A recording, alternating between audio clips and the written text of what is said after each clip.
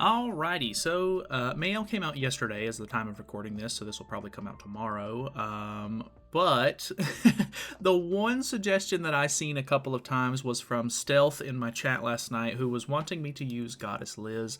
And although that is very toxic, I'm all for it. Let's try it out. I haven't used her in quite a while, actually, and I did just make an attack crit set for him because, honestly, I'm not super impressed so far with how the HP defense is going in PvP. Like, obviously, he gets a lot of extra stats and stuff like that, which is fantastic, but I think if you want to go for more one-shot potential turn one, the attack crit set seems to be like it's going to be a lot better, which is unfortunate because...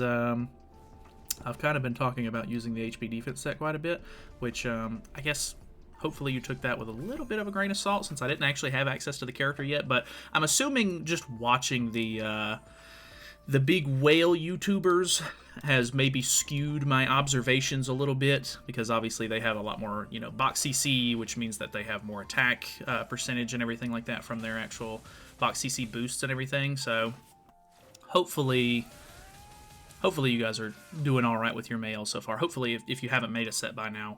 I don't know. I guess it really just depends. If you can go first, obviously, then attack crit is going to be super, super beneficial, but HP defense is going to help you go first, But I don't know how much I'm actually going to get some use out of this Liz. I can throw up the barrier if I really need to. Sariel in the back is a bit odd to me. We're using Ragnarok Bond just because we don't have a really good backliner, to be honest with you, but we'll see how it goes. I think what we do maybe is let's throw up the shield. We'll use a Margaret card and then or we could rush ultimate actually. Let's go for that instead. Let's go for this because he doesn't have a way to take off my ultimate move gauge. He would just have to kill me. So let's do this so that way his flood card does a lot less damage. He has Tarmiel Link on, so he actually gained a bit more back than I was anticipating. So he might just go AoE here into the flood card potentially.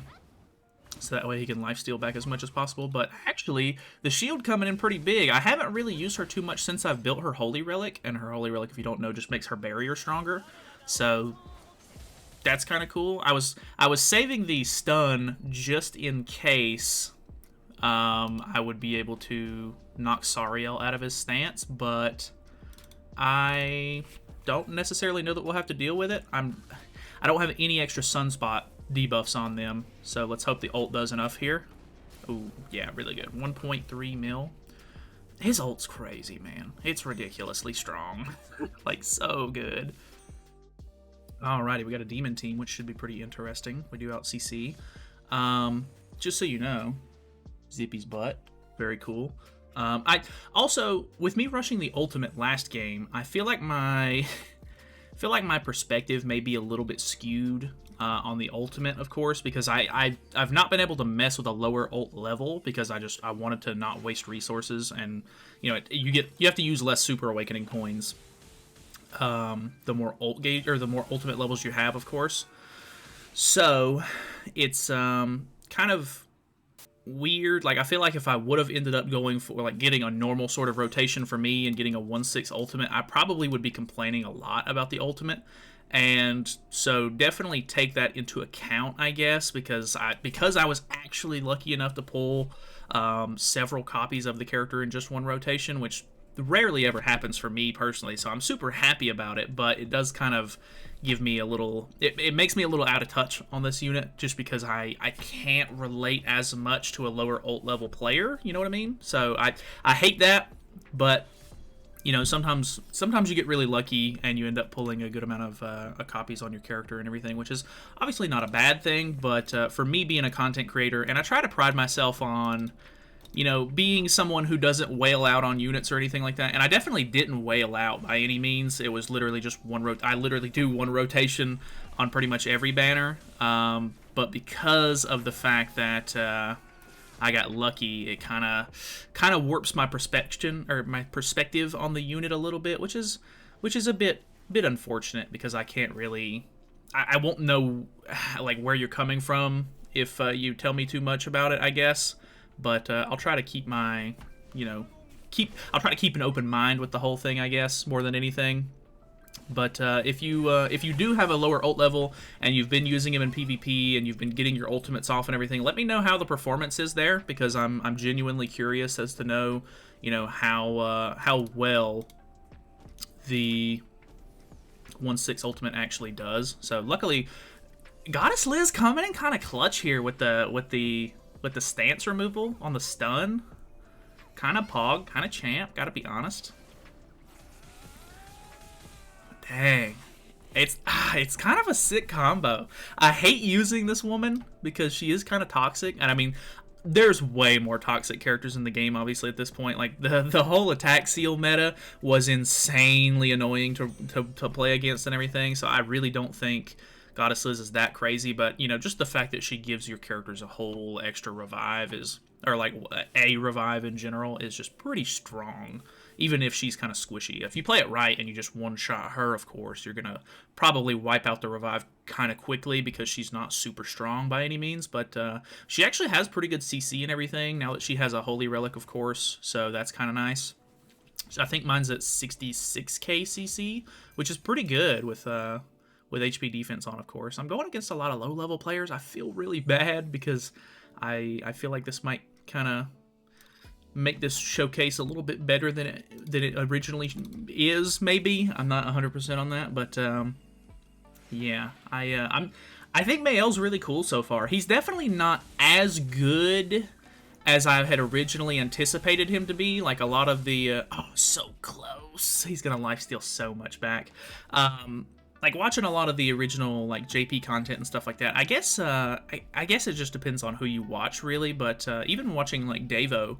Like I know he's invested into his count quite a bit, but like he definitely doesn't have one as invested into as like Nagato, for example.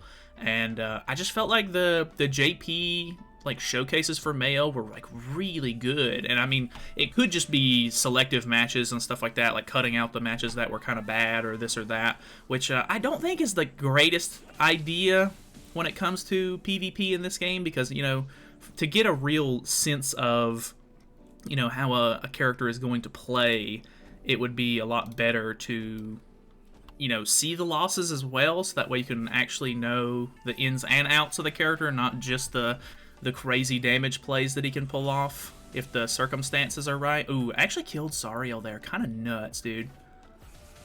The AoE hits pretty hard. It's actually insane.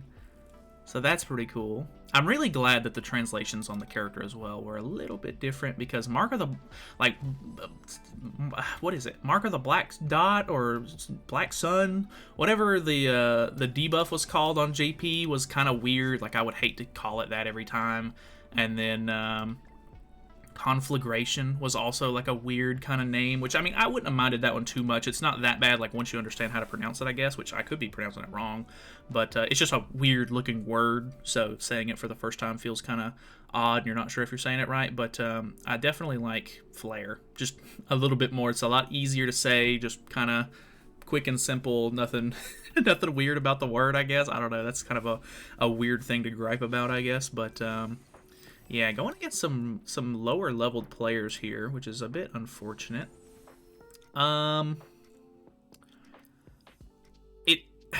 He's running Ludo CL here, which is very odd. I don't know. It's just a bot more than likely, or he could be running evasion food, which would be very weird. I don't think that's going to be the case. Yeah, I didn't think so. I wanted to see the level 2 AoE here, which is why I went ahead and used the single target first. Which I guess I was kind of confused about it whenever he originally came out on JP. I thought you were supposed to be debuffing first because, like a lot of other characters in the game, if they have a debuff on, you can potentially do more damage in that scenario. But this debuff literally just reduces the damage that the enemy deals. So it's not necessarily like, it's not like increased damage taken or anything like that. You don't necessarily have to put the sunspot debuffs up first, which is kind of nice, because if you get like a weird merge or something like that, you can just, do whatever you want to do with it. You don't have to necessarily play it in a specific order, which is kind of nice, gotta be honest. Let's stun Escanor here. And we'll just go for max card space. I think we'll call it after this one. This was a pretty quick showcase, to be honest. I mean, using the attack crit on him, we're killing a lot faster on the DPSs, so we have a lot more potential for them to forfeit, of course. So that is definitely interesting, to say the least. But yeah, honestly, I kind of like this combo. It makes him a little bit tankier because of the shield if you need it. You have the stun to get rid of any sort of, you know, stances. Like if you're going against another goddess team, you could pop the Sariel stance. You could pop the Chandler stance on a demon team.